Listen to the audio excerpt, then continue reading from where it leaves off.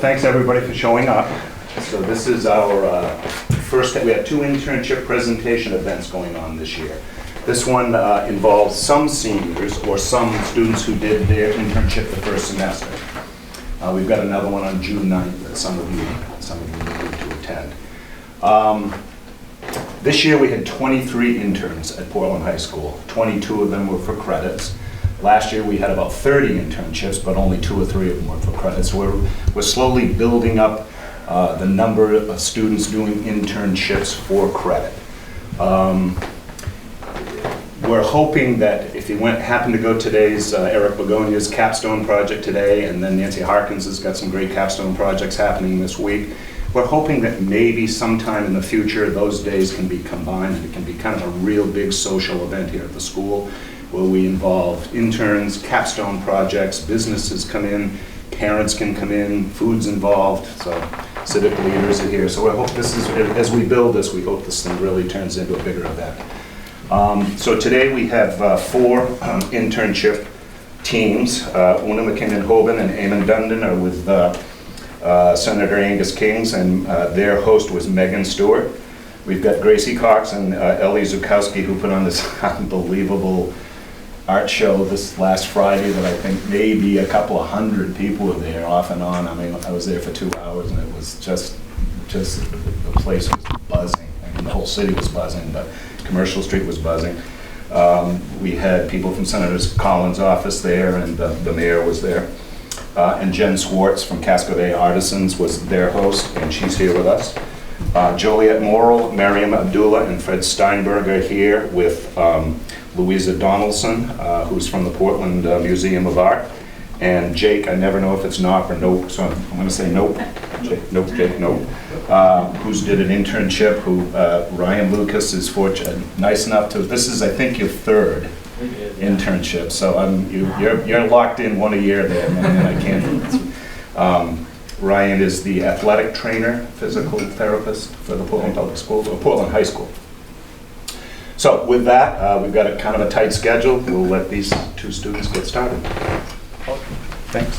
Hello everybody, my name is Eamon Dundon, and with Una, we worked in Senator King's office since I think last November, working in their office in Scarborough. Both of us have been interested in government for a long time. I started out working on a lot of campaigns, national campaigns, local campaigns, all that sort of stuff. And then we both actually had the opportunity. We were fortunate enough to serve as pages for Senator Collins down in Washington. And then when the opportunity for this internship arose, we were very interested because it gives us a look at a constituent office back here in Maine and all the work that the office does here to help the constituents, which is one of the primary goals of our members of Congress and senators.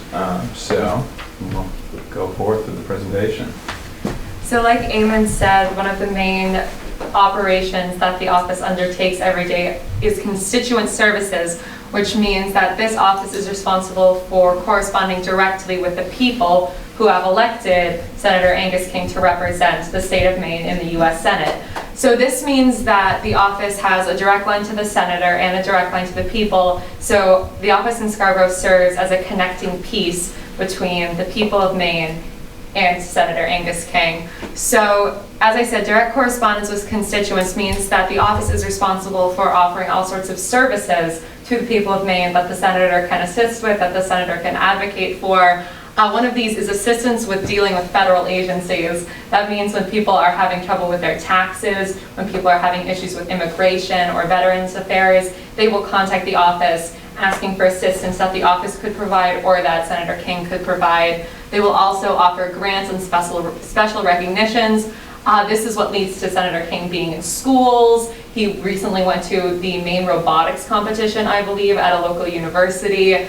That means that the office is responsible for getting Senator King with the Maine people when they want to show the work that certain students have done. And also, he can sign away on federal grants for organizations and students within Maine. Flag requests, academy nominations, passport information, a few other things that the office will assist with. Academy nominations in particular, if there's any student in Maine that wants to apply to West Point Academy or any military academy, they need nomination from congressmen and senators. So the office is responsible for getting Senator King to nominate these students to go on to military academies like West Point. And next, one of the most important services that the office provides is your government, your neighborhood. Senator King is very passionate about contacting the people of Maine and making sure that he is meeting the needs that the people who elected him have. And in our next slide, Eamon is going to talk more about that. So Your Government, Your Neighborhood is one of Senator King's signature programs. It's part of his really superb constituent service operation. And basically what it entails is Senator King believes that you shouldn't have to come to one of his several offices around the state to interact with the staff and get help with any problems you may have, that his staff should actually be out in the community listening to people where they are at places like libraries, town halls, community rec centers, things like that, so that they can share their issues directly with Senator King's staff, and then they can then pass on those sort of, what people are talking about to Senator King.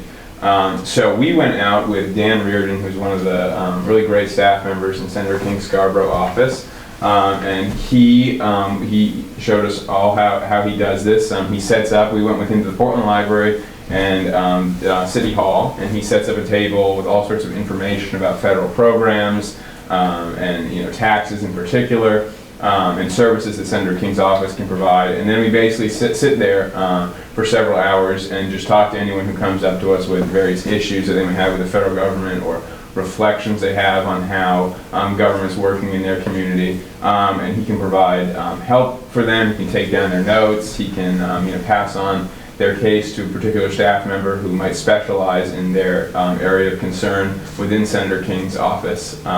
And they do this all around the state to various locations. They go every month, and it's really been an important part of Senator King's constituent service operation, because it allows him to hear things that people might not otherwise come forth and volunteer to the office, but because they have this table sitting right in their public library, their town hall, they'll come and share with us concerns that they have. So that was a really fortunate opportunity we have to give us sort of an in-the-field look at what was going on before we went back to the office where we did our project, which Una will talk about. So our project was based around the main function of the office, which is, as I said, a constituent service office. That means that a lot of times people will call the Scarborough office making all sorts of different requests without really knowing what the senator can do or what the federal government can do to an extent. So in a lot of ways, the Scarborough office and all of constituent service offices representing every senator can feel really powerless, in the sense that people are calling them with certain requests and they have to say, that's not something the senator can specifically help with. So our project was compiling a list of services, resources, and organizations the office could direct constituents to when they requested assistance. So it was our job to compile lists that included contact information, location, a brief description of the organization or service, and a contact that we could use from the Scarborough office. So the list that we compiled included services that assisted with heating, immigration, domestic abuse, suicide prevention, student loans, veteran affairs, and substance abuse. And I'm going to start out by explaining some of the lists that I compiled. So first of all, I worked on domestic abuse and suicide prevention.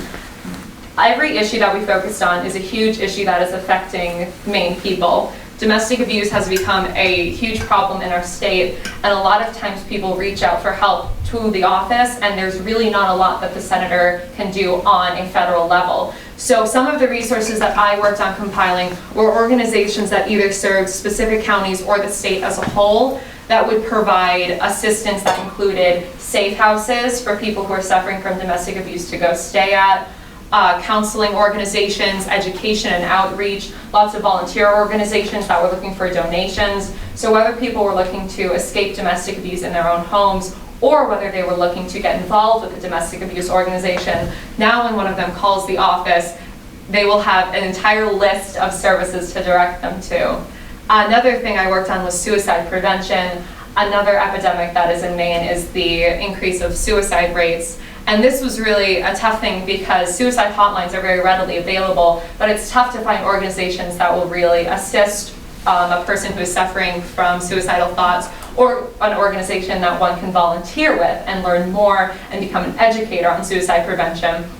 So I worked on compiling some statewide organizations that people can reach out to and go to. So if someone calls the senator's office saying, hey, I really want to get involved with suicide prevention or suicide awareness in the state of Maine, we now have a list of organizations that they can be directed towards. And we also have organizations that can help people who are suffering from suicidal thoughts or have had experience with someone in their family committing suicide. And there were a few other lists that I worked on. I worked on 4 in total. 2 other very important issues to Maine: heating assistance. Maine gets very, very cold in the winter. And while a lot of us are lucky to go home to well-heated houses, it's very hard for some people, especially in rural areas, to heat their homes. Now, as opposed to compiling organizations that simply provide oil or natural gas, I focused on organizations that will give people money, assistance, even just deliver oil to them for free. Some of these including the Low-Income House Energy Assistance Program and the Emergency Crisis Intervention Program. This is a huge statewide organization that reaches out to people who are in rural areas, who are in underprivileged areas, who don't make enough money to pay their heating bills, and they will help. This is federally funded, and it's something that the office, I think, has been aware of for a while, but now we have specific Maine contact information, so whenever anyone calls the office saying, it's January, I can't pay my heating bill anymore, and I really need help with this, we have a specific resource and multiple resources serving specific counties and islands off the coast of Maine that can get heating assistance to these people. And finally, I worked on compiling a list of immigration resources. There's been a huge uptick in immigration rates in the state of Maine, especially in cities like Portland and Lewiston. So it's important that when these immigrants come, they have resources that they can reach out to. And Senator King wants to remain very accessible to new Maine citizens because they are the ones who vote him into office every few years. So first, I worked on just statewide organizations like the Maine Department of Health and Human Services Multicultural Affairs, which works as an overall general resource to the immigrant community. Now, a lot of people aren't aware of every struggle that immigrant families have to go through. Some of these include people who simply need a place to live, people who want to get their child in school, people who need assistance with language, and people who want to find jobs. So these two are really like equal opportunity employment office. They are focused on getting immigrants good jobs. They have interpreter services and other overall statewide programs. I also found some organizations that will help immigrants work on local farms, which is something a lot of them made their life doing back in the country that they came from. So these resources are really focused on making sure that immigrants that come to Maine feel welcome, and if they do reach out to the senator's office, we have places that we can send them to. Eamon also worked on compiling a few lists, and he will explain this to you now. So I work on the issues of Veterans Affairs, substance abuse, and student loans, all of which sort of have a timely importance. I started with Veterans Affairs, which is a huge issue in Maine. Maine has a pretty high population density of veterans, especially in the 2nd Congressional District. And you know, there are a lot of federal programs that help veterans and provide funding for veterans and their families, but there are a lot of gaps that Senator King's office continually discovers in services that are provided. So I found quite a few organizations, some that have very narrow purposes, like the Maine Adaptive Sports and Recreation Program. They'll help veterans with PTSD and other issues, mental issues and physical issues, reintegrate themselves into the community through physical activity and with their family and friends. Other sort of broader organizations like Maine Veterans Homes and things like that. They not only provide retirement facilities for veterans, but they also will help veterans with health care and home health care, things like that. Another issue I worked on was substance abuse, which has really come to the forefront in recent years, especially with the opioid crisis that we've experienced in northern New England. And so there are continually more organizations that help with substance abuse. And the focus here wasn't on for-profit rehab centers, but rather on nonprofit organizations that are more community-based to help people with substance abuse who maybe can't afford the services of a private rehab facility. And finally, I worked on student loans, which sort of tend to fall under only 2 organizations in Maine. And there are some other smaller, grants and loans and scholarships, but these 2 organizations that are right up here are the 2 biggest in Maine. And more people keep wanting to go to college, and it becomes more expensive. these organizations continue to compile scholarships, provide scholarships, and provide financial planning tips for students so that they can both go to school and stay financially responsible. So we want to thank everyone who's helped us, especially Senator King, Mr. Moynihan, our advisor in the office, Megan Stewart, Dan Reardon in the office, who we work closely with, Portland High School, and both of our teacher advisors, Ms. Reagan and Ms. Myatt. Thank you so much for this great opportunity. It's really been a very important learning opportunity for both of us. And we'd be happy to accept any questions from the audience. And I agree with Eamon in saying this was a wonderful opportunity. We got to see a completely different side of government. As Eamon said, both of us have worked as pages in the US Senate. So while we were in the Senate, we got to see all the senators doing their daily lives and seeing sort of how they work on the federal government level. But this really allowed us to see how it affects the other employees of the senator and how in turn it affects the citizens of Maine. So again, huge thank you to everyone who assisted us in this endeavor.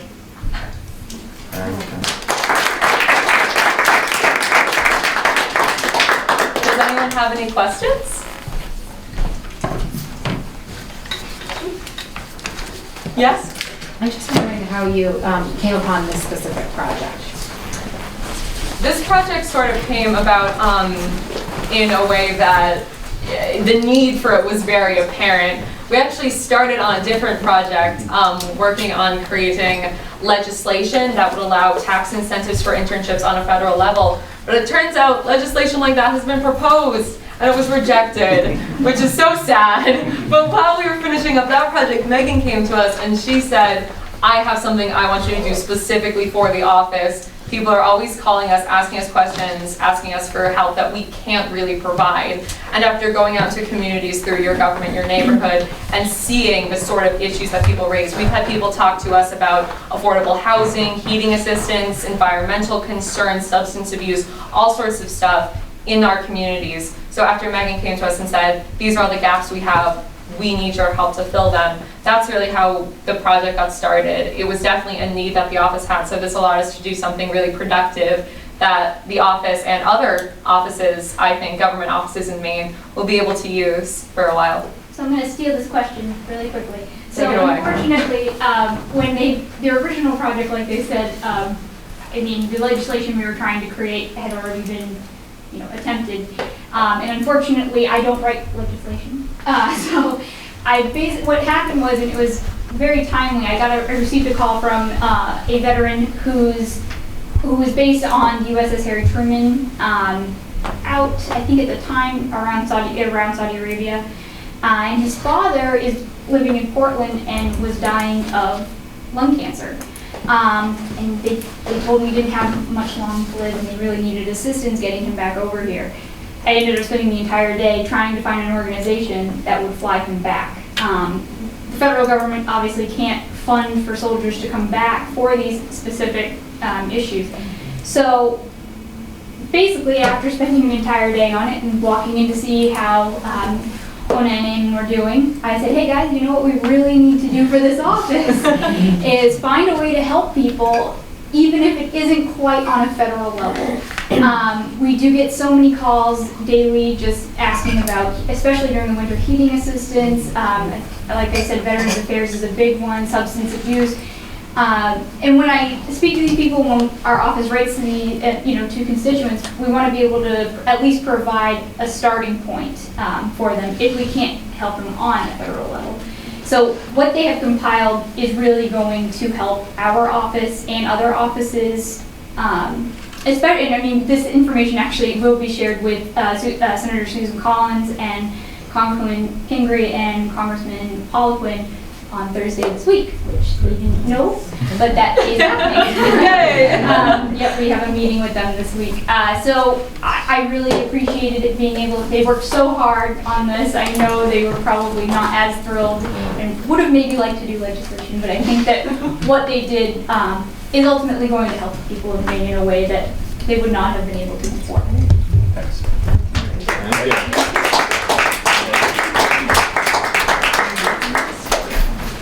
So do you guys need to just get set up? I'm Gracie Cox. And I'm Ellie Zukowski, and we did our internship with Jen Swartz at Cascaway Artisans, which is an art gallery in downtown Portland. So our essential question for this internship was, how does art influence the student community? And we'll talk about this later in our presentation. So for our process, we went to the gallery about once a week for about 2 hours each week, and we had to find a time that we could manage both the internship in school and sports. And throughout the internship, we outlined the project and brainstormed. We wrote and sent out letters and emails to selected schools. We continued communicating with schools and teachers. We designed the invitations, began the curation process, collected artwork from chosen students, and helped prepare the gallery for the opening. And then we had our opening on May 6th. All right. So first thing we did was kind of brainstorm and kind of do an overview of what the whole project was going to be about. So we sat down and we talked about the goal and intention of the opening, and it was to give students really an opportunity to sell their artwork in a professional environment and kind of have that experience at a younger age. So we then came together and put together a list of about 25 schools within a 20-mile radius.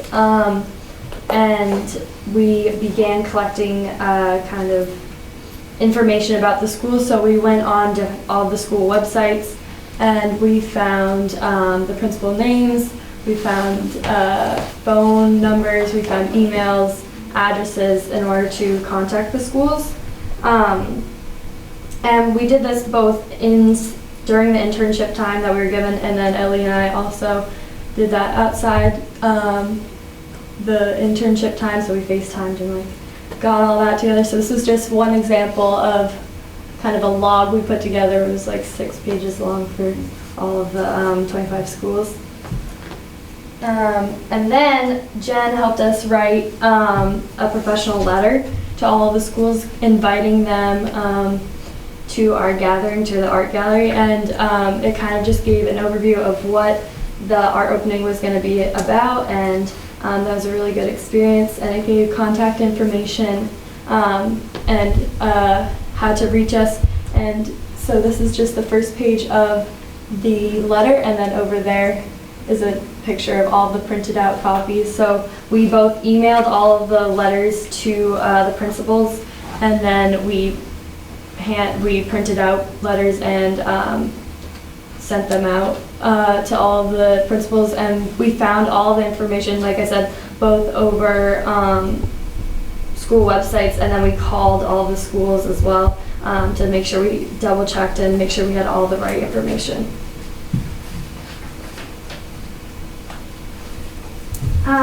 So for the invitations, we used an online designing website to make the invitations, and we had to include the date and the time and all the high schools that were participating. We had 16, and we got to put our artwork on the front, which was pretty cool. And we kind of just learned how to make professional invitation, and it taught us a lot about how a professional show is advertised. And these are some of the pieces of art that we're hanging up at our show, and we had over 60 submissions of student artwork, and we narrowed it down to 23. So we had to choose about 1 or 2 pieces from each school. And they were all different sizes and types of media, and we had to follow up with the schools to tell them which pieces we chose, and we had to communicate a lot to figure out when they were going to bring them into the gallery and how they were hanging up. And we had to make labels for the pieces, and it was a lot of work to find out all the dimensions and the titles, stuff like that. And these are just some pictures from the opening night. Yeah, we had a photographer who was there the entire time. If we go back, the boy over there, he was one of the first ones to sell one of his pieces, and so that was really exciting. It was before the opening even officially started, so that was really fun when we walked in to hear that. We had You can go. the Portland mayor and, that's not her, but a representative from Senator Collins' office came. Oh yeah, she's right here. And it was cool, they gave a speech, and the mayor, he talked about the kids from Learning Works and how it was such a good opportunity for them to really like express their feelings through their artwork, and how important it was to them to give them a chance to put their artwork up in the gallery.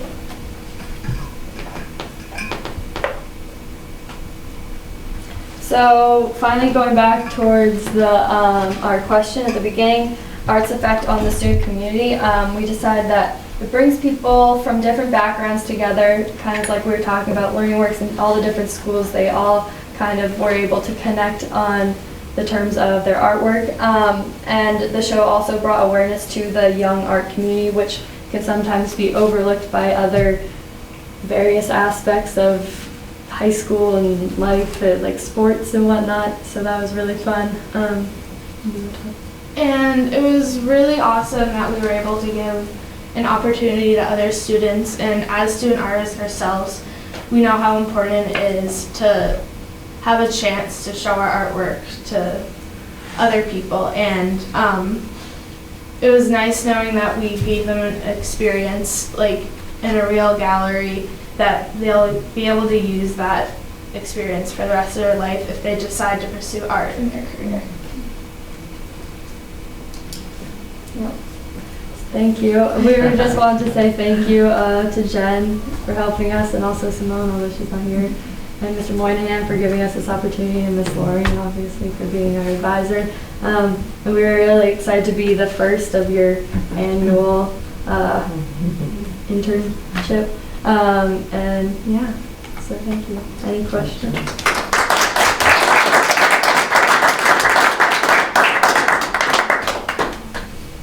I just like to say these guys did a tremendous job. It was a big job.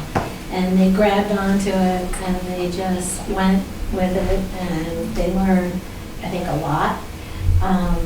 They were great. You know, they did work outside. They knew they had an end point to get to. And sometimes you have to do extra to get to that end point, which is going to be important as you go down the road when you get your own jobs, way beyond your schoolwork. You know, when you make a commitment to do something to your, you know, in your workplace, it has to get done. And these guys just did a fantastic job, and I'm really very proud of both of them. So, thank you, Eric, for hooking me up with them. Sure. It was great. I've never had high school interns. I've only always had college interns, and I was really impressed with their abilities. They really stretched themselves. So I'll look forward to working again. I had a question for you. How were you able to whittle down your items for display from 60 to 23? What kind of criteria did you use for that? That must have been difficult. Well, it had to be a finished piece, so that ruled out a few of them. Mm-hmm. And we had to keep in mind that it is a gallery, and we want to choose pieces that, you know, we'd like be able to sell. Okay. So, yeah. Also, just, I mean, there were some schools sent like a lot more than other schools, so we have to keep in mind, you know, we have to keep, some schools we took like all of their pieces, some schools we only took 2, so that kind of made it easier, I guess. Yeah.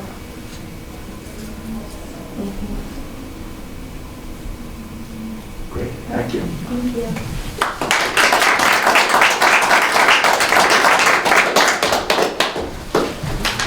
So We have been interning at the museum for Since March. yeah, and kind of one of our main goals is to diversify the museum and get teenagers in. And our essential question is, how can guided exercises and tours promote curiosity and change the way one looks at and understands art? So we'll answer this question with the activities we've done and our main project. So right here, this is one of the exercises we did on ourselves. So before we could like practice the essential question on our tours, we were given a lot of time to do exercises that have people view art in different ways. They had us do these exercises on all different types of works in the museum, from sculptures to paintings, and it just kind of had you practice the way you looked at art, like kind of like what made a certain piece pop to you, or like what you found the most appealing about a certain piece, like why you chose it. So right here we're doing blind contour line drawings. It's where you look at a specific part of a work. So right there we're doing a sculpture of like a exaggerated ski mask, and we were given a certain part of that sculpture to draw, and you had to do it with your eyes closed. And this exercise was looked on as a pretty popular one to do with like small groups of kids and like other groups like that, other types of tours, because when you have your eyes closed, you don't necessarily have to like be like worried about looking good and for other people. So it was just a nice fun activity to do. Like on the left you can see that was the outcome. Yeah, so we yeah, have them in the binder. it was just like a fun little thing to do. Yeah, it like just takes away that insecurity Yeah. when you're doing art, so it's really good when you do it on maybe elementary school kids or middle schoolers or even high schoolers, pretty much anybody. So it's a nice like little activity, because how serious do you have to take it? I mean, look at that. It's not that great, but it was pretty fun to do when we saw the end result and we all put it together. And it is pretty goofy, but it does like build your observational skills. So yeah. Yeah. So here we had Will give us a tour, and Will is he's an intern at the museum, and he's getting his PhD at Yale in art history. It's something that's related to this. Yeah. And he gave us a tour on Edward Hopper's lighthouse in Master Works on Paper. It's Yeah. supposedly a self-portrait. Yeah. To explain like the feelings behind this watercolor painting. Mhm. Yeah, and Will's perspective on it was really interesting, because when you're passing by a lighthouse painting in a museum, you just go, oh, well, that's just a lighthouse painting in a museum in Maine. You don't really think much about it, but then he explains it to you and he gives it to you in this new perspective, and it makes you interested in something you wouldn't originally be interested in. And when he tells you that the wife of the artist viewed this as a self-portrait because like the top of the lighthouse was cut out, so that's how he felt. So it's just an interesting way to look at it, and you might not agree with that interpretation, or you might not even think it's a good painting, but it's really interesting to look at art in different ways. You want to say anything else? Okay. Cover it up. Okay. Some good old photos of us. Working in the studio. Yeah, we pretty much spent most of our time in this studio just planning out our tour that was our main project, and just discussing art and working on exercises. And snacks. And snacks. Louisa provided snacks. Really good. So I'm a part of Blunt Youth Radio, and I thought I would take advantage of that and talk about the Portland Museum of Art. And we talked about the internship that we're having and the opportunities that the museum provides, because a lot of people don't really look into that, because we are so lucky that we have a really amazing arts district in Portland, and we can go to the art museum and it's free on Fridays, and teens can get internships or a fellowship in the summer. And we talked about these opportunities, and we also talked to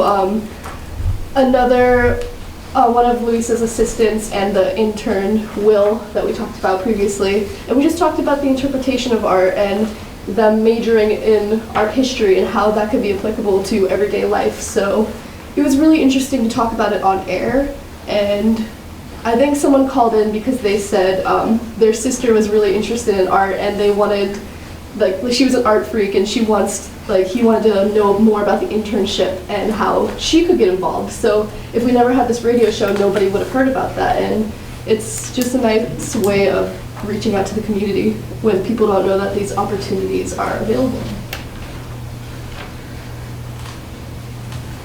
Okay, so the audio sesh, we call it a sesh, not a tour. So first we had it was the AP class. We had the students look around the photos. It was about Native American. So first we had them look at the photos and absorb them, and then we gathered together and talked about it, and then we listened to the audio and realized how much our thinking changed about the photos. Yeah, in our binders we have surveys we gave to the art students about what they wanted to do on this tour, which is our main project in the end. So we had 3 different components. We had Miriam's tour, we had my tour, and we have Fred's tour that we'll eventually talk about. But this was really interesting because at the art museum there are little labels with like numbers that you can call to hear like audio clips about certain pieces of art, and it gives you a totally different perspective on it. And a lot of people, when you're going through a museum, you don't take the time to read these things, but we wanted to use this tour to give usually tours are all the same. You're standing there for 3 hours, you get bored, you're looking at this art, but there's an audio tour, and it gave people a different perspective. And it was like a coincidence that the person that we listened to was like in the room doing like another tour, so that was really interesting. Okay, so this was my tour. We went over Mark Swanson's Untitled Rhinestone book, and first we started off on the 2nd floor, or 3rd floor, I don't know, there's a lot of floors. And I wanted to surprise people, so we had an activity and we had 2 different colored note cards, and I said on this note card, write up to 3 words that you think define masculinity, and on these cards, write 3 words that you think define femininity. And we spread them out on the floor, and we looked at the differences in people's perspectives of these words. And on the feminine side, you saw goddess, you saw beautiful, you saw kind. What words do you remember? There was a lot of strong. Yeah, and there was a lot of like powerful on the masculine side, and there was just like hardworking, or what else? There was sand. Yeah, like power. Someone put sand in. Yeah, someone put sand. So it's AP art students. They have a different perspective on things. Yeah, and then I took everybody upstairs, and I had Miriam cover up the little captions so no one could read about what this was about. But it was this man. He grew up in like New England, and he hunted a lot. But then he ended up moving to San Francisco, and he became part of the gay community. So this is like a representation of the clash between femininity and masculinity. So I just wanted to, the whole point of the activity was to like see the differences and maybe how, like the similarities and how they could clash. And this was my tour. This is where I this was a heavily discussion-based tour. It was where I presented the class with a painting, like a simple portrait of some people could consider a master painter. I chose this painting for my tour because it's a very confident painting. It's very loose, and you can't see it quite well in this photo, but the brushstrokes are not rendered very well. It's all just very loose, like there's white and red splashes everywhere. And I wanted to compare that to the more modern works of today of digital works, and explain how digital art allows people to be more confident and more, because they're not afraid of making mistakes. If you make a mistake in digital work, you can just delete it. But back then there was no such thing, and it's interesting to see how you can get to such a high level where you're not afraid to make mistakes anymore. You can see this in this work right here. And this wasn't just the only portrait I chose to show them. There were a lot of others. Because this was around, these paintings were around the time photography was in it, so a lot of portrait painters got a lot more expressive. They exaggerated certain features of the bodies, or even clothing. They made certain, like jewelry, very bright. Or they exaggerate values in the face or the backgrounds. Like this one has a very dark background, and yeah, so it was just a way of, and we also, I said it was discussion based, so like, I was also just asking the students just simple questions from like, how do you think this digital art will change the way people view like skill or value of different works, or even just like, what's your personal preference? Like, do you prefer traditional or digital, or like, and why? So that was my tour. I kind of tried to base it off, like earlier, Will's tour, because he did a lot of talking with us, just discussing the painting and the meanings behind it. So yeah, just in time. Yeah, no, I think that this tour was really interesting because we were all like in a circle and he passed around an iPad and there was like an app and he let people like draw on it and like just so they can see like the different techniques with digital art, because a lot of people don't take it as seriously and it's not like a really easy thing to do. So I think he wanted to like show that with this like example. Yeah, I was able to bring a digital stylus made by a company called Wacom. They're like a well-known digital art company, and it just like showed them how like well these the renderings and graphics of brushes have gotten to the point where they look super realistic, and yeah, so, and not a lot of people do digital art, so it's just a neat thing to show people. Yeah, and we just talked about how art is progressing and changing, and some people still prefer digital art, but people still prefer traditional art, but there's also a need for digital art with advertising and cartoons and movies, and this kind of Fred's tour like really exemplified that and showed people like the need for it and the importance, but also said, like he also said, like you don't have to like it. It may not be your favorite outlet of art, but it's a cool thing to think about. So, do you have any questions for us?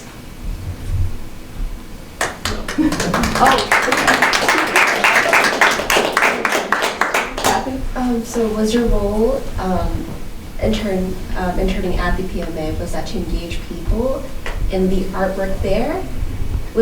Can you explain a little bit more about? It was supposed to find like what really like caught the curiosity, like not just the youth, but like generally the youth, and what kind of like would pull them in and make them more interested in the works of the museum. Were you taught how to engage people? Yeah, that's like with the exercises, like in the very beginning, they were taught different, like what made certain pieces like pop to us, and like how can we like kind of present those pieces in a way so that those pieces pop to other young people. Yeah, at the beginning of our internship, we had a group of kids from Riverton come in, and we kind of like watched as these docents explained different pieces of art. And there's like a little packet that was in the front of the binder, and it has all these like little activities, and we like watched that, and we had to like realize like, how do we make this interesting to younger people? Because it is interesting, it's just how you present it to people. And like this tour gave us like actual like the like ability to actually give these tours to people and not just like talk about it. Yeah. Like just like have activities, like spread note cards on the floor, pass around an iPad. Like that's usually not on a traditional tour. And I was going to say, so you learn to anticipate ways to, uplift people's perspective on arts. You can anticipate what they might not be able to access, and then find ways to bridge them to it. Yeah.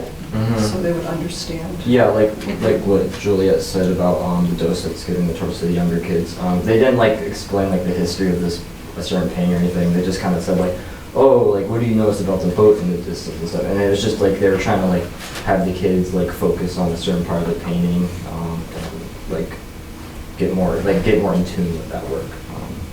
Well, and something else is that like you guys kind of worked as consultants for me with my training for the docents, because we're trying to rethink the way that we approach tours for teens in the museum. So a lot of times, I was trying exercises for these guys and figuring out, what works for them, and they would give me feedback. Like a lot of that day we spent, drawing. There's some images of, we've probably tried that blind contour drawing in like 3 or 4 different ways without having one specific way set that we have used, but just experimenting, and they would give me information, well, this one worked better than this one, and this one will be more engaging than this one. And all that feedback went directly to our docent training program too, where I don't know if you guys know this, but I have like quotes of specific things that you've said, I told them I was transparent with them that I needed their feedback for it, and so what they have contributed as feedback will be passed on to our docents, who will then apply that to their future tours with teens too. So they were able to be participants in the activities for me, but also then designing activities for their teens, and then for future teens that will be participating. And the input that we got from the colleges when we asked them questions was also put into that as well. Mm-hmm. Yeah, and I think that's what's so great about all of these internships, because a lot of internships maybe go to college students or people much older than us, but teen perspective I think is really important, especially in the art industry, because like there was the Youth Art Month at the museum, which I thought was really awesome, because you're able to display like teens art and people can see that, but it's also important like underneath, like for teens to like give their advice with internships like this. And yeah. So Great. any other questions?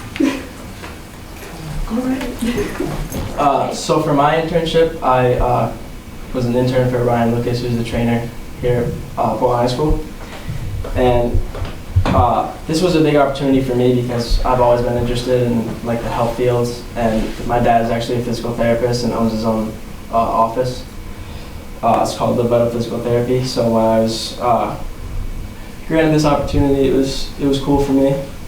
So what I did basically was we studied like all parts of the bodies and common sports injuries. So we looked at ankle sprains, knee injuries, elbow problems in baseball, shoulder problems, concussions in football. He brought in like diagrams and showed me all the different muscles and how they could each be affected. And so for our final project, what we decided to do was look into a sports injury. And one of the most common sports injuries is knee injuries, like an ACL, MCL tear. So I wanted to do one that was a little more rare. So I chose an Achilles tendon rupture. So I'm just going to talk about that now. So basically what the Achilles tendon does is it connects the muscles in the back of your calf to your heel bone. And when you rupture it, if you completely rupture it, it basically splits. It's the little tendon that sticks out of the back of your ankle. This is what a rupture looks like. So as you can see in this picture, there's a defined tendon sticking out right here, and you can see the defined calf muscle coming down. And what it looks like when you rupture it is you get a lot of fluid and swelling in the heel, and as you can see, it just kind of comes straight down. There's no defined calf muscle.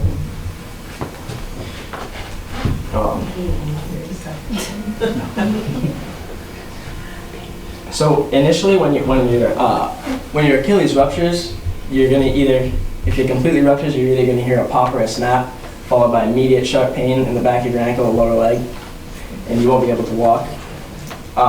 You experience pain and swelling near your heel, and you're no longer able to push off your foot when you're running because you just don't have that tendon connected to your calf muscles anymore. It's caused by sudden plantar flexion and dorsiflexion of your foot, so that's moving your foot up and down like this. Sudden activity of the Achilles after periods of long inactivity or overuse of pressure in athletics. So oftentimes what happens is in sports like baseball, football, tennis, you're always planting your foot. So when you plant your foot and you get that sudden pressure on your Achilles, that's when it's going to rupture. This video isn't bad. It just shows you a video of a guy who planted his foot and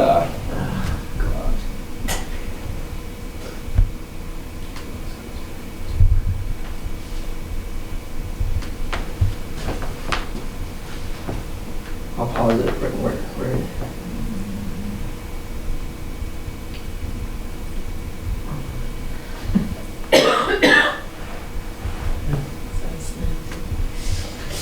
So right there, when he plants this foot, all that pressure from him running and planning to move in a different direction is what causes this Achilles to rupture. And as you can see, watch what happens right after he plants.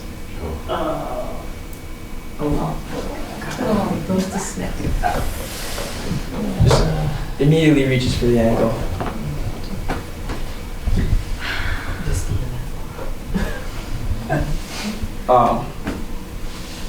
This is just a little. Oh, I lost my place. Oh, where do ruptures most commonly occur? So most commonly in sports. I'm sorry. Most commonly in sports, the rupture occurs 2.5 inches away from the bottom of the heel bone. So as you can see in this picture, this is the Achilles tendon that attaches the calf muscles to your heel bone, and about 2.5 inches up is usually where that rupture occurs. Factors increasing the risk of injury are age, sex, sports you play.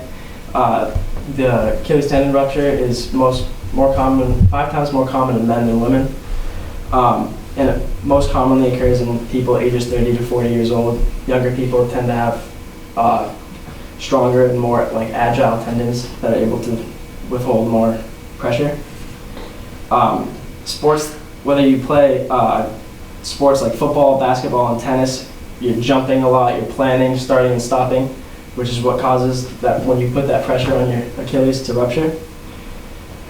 Often if you have a sprained ankle, doctors will prescribe you with steroids to reduce the pain at the ankle, and often those steroids can weaken the tendons around your Achilles, which often results in a rupture. Tests and diagnosis. So there's a physical exam that often can happen right on the field or right on the court post-injury. If it completely ruptures, as the doctor or trainer feels the tendon, there's often a gap in it. The Thompson's test is where the doctor's going to ask you to lie on your stomach, and he'll palpate down the calf, and palpating is just squeezing. It's like a squeeze test.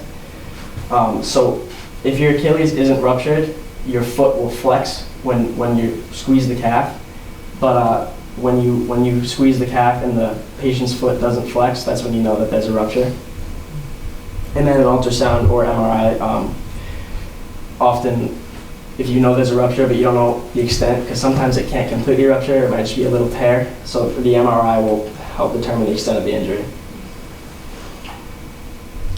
Treatment often depends on age, activity level, and the severity of the injury. You can either go the non-surgical path, which tends to take a little bit longer for recovery, or you can go surgery. Most young athletes pick the surgical one because it's quicker and you can return to your sport faster. But the non-surgical involves wearing a cast or walking boot with wedges to elevate the heel, which allows it to heal. The good thing about the non-surgical path is it avoids risk of nerve damage and infection, because in the surgery, which I'll show you in a little bit, you have to make an incision and basically suture the big tendon back together. Likelihood of re-rupture with the non-surgical path is a little higher, and if you do re-rupture it again, it's going to be a lot worse and it's going to be a lot harder if you need surgical treatment. The surgery is basically making an incision in the back of your lower leg and stitching the tendon back together. Obviously, surgical complications include infection and nerve damage, and the smaller the incision, the smaller risk of infection. So I'll just show you a little bit of what the... This is what we're all waiting for.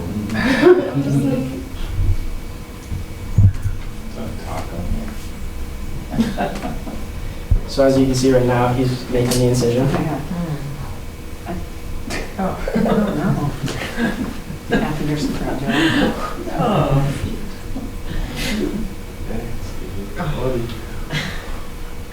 Gets a little gross because he has to cut through all the tissue.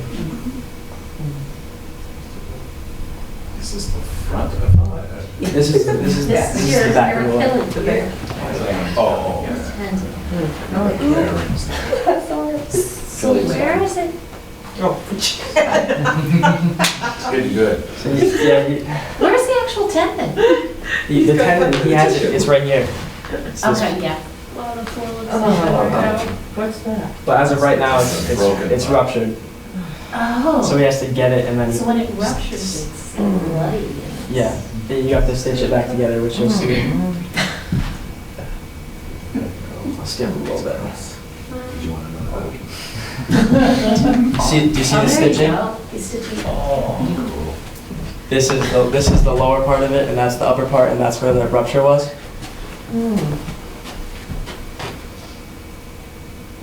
How did they get the stitches out? One. They dissolve, right? Yeah. They dissolve the stitches. So now it's stitched back together. It's like cheese. Oh. So what's that there? Wrapping together? Like a sheet of some kind. Protective sheet. It'll stay right in there. Just holds it together. I was actually If there wasn't that sheet, there would be a very high chance of a re-rupture. in another A surgeon? Yeah, because I worked with my dad on the metal stuff. And it was about a long time ago. Watch the letter. There's a ton of stuff. We actually have several students coming this week to the museum, which is looking exercises. That's cool. Sorry, that was a little gross. Yeah.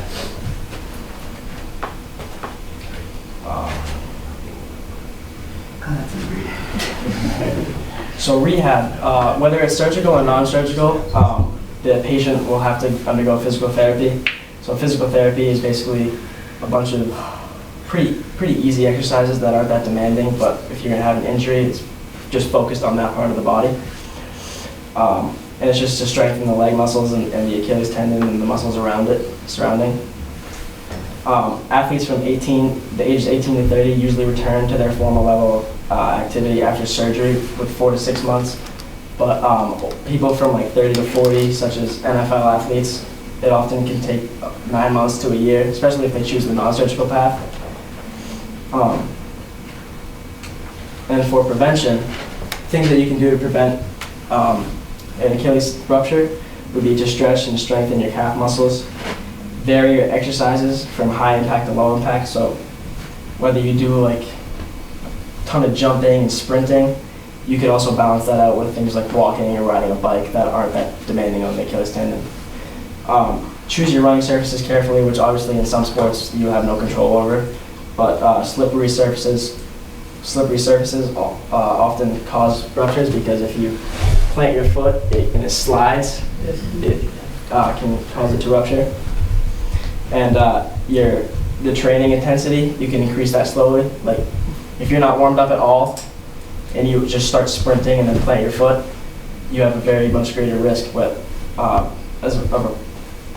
to rupture.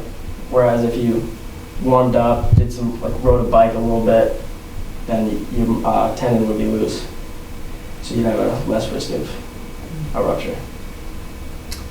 So basically, that was my extended project on that. I also wrote a paper that goes in depth with the rehab program, like 0 to 3 weeks, 3 to 8 weeks, and the steps you can take the longer you are post-surgery. And I want to say thank you to Ryan for allowing me to work under him, and it really gave me insight on what I wanted to do when I grew up. I've always been around it. I've always been interested in athletic training and physical therapy. So it was a really good opportunity to follow him around and see what it was like to be an athletic trainer, like setting up fields, bringing out water to the fields, building med kits for all the teams, and like what's in a med kit, concussion protocol, all the different types of testing you can do. And what was really cool about it was a lot of people, when you think of really extreme injuries, you just think like surgery and things that happen like maybe a week after the injury was done. But what he taught me was things you can do immediately after the injury, like what he does when you run on the field and the kid's got a severe injury. You need to know what to do right then and there to help you know what happened to the kid. So, yeah.